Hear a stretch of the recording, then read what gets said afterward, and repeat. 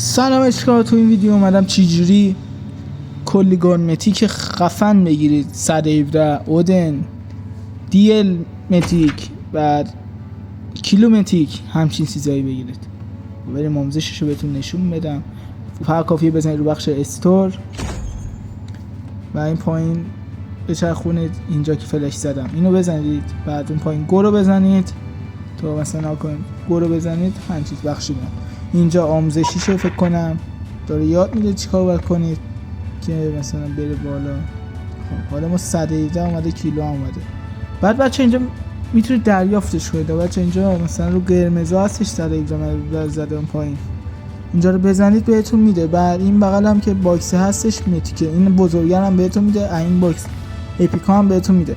بچه اینجا هم میتونید مثلا چیزتون انتخاب کنید چه گانی برتر از اون گانه است که میخواید بهتون بده. ما اینورم کیلو رو بزنیم 117 اودن اون هم بزنیم. فقط اینجا بچه میزنید من بزنیم سخت هم نیست اصلا. بچه اینجا ما میزنیم 117 برنده میشه، یه اسکرین شات هم میگیریم. خب اینجا بهتون میده این طلایی مثلا متیکا رو میبینید بغل هر گان یه کوچیک متیک زده. شما وقتی درست حدس بزنید همون گانه بهتون میده. مثلا اگه گفتی 117 رو میده. تموشه این مثلا فکر کنم یه روز طول بکشه. تموشه شما میرید اونجا بزنید بهتون میده. اینجا هم که فکر کنم آموزشیشه، من اینجا رو سر در نمیارم زیاد.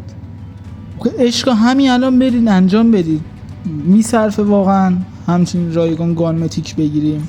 الان کلی پولشه، حتما برید. شاید هم روزانه باشه شاید هم نباشه. همین الان برید رو اکانتتون انجام بدید که مثلا بتونید راحت‌تر دریافت کنید. دیل متیک گان خفنا رو هم گذاشته که راحت میتونید دریافت کنید.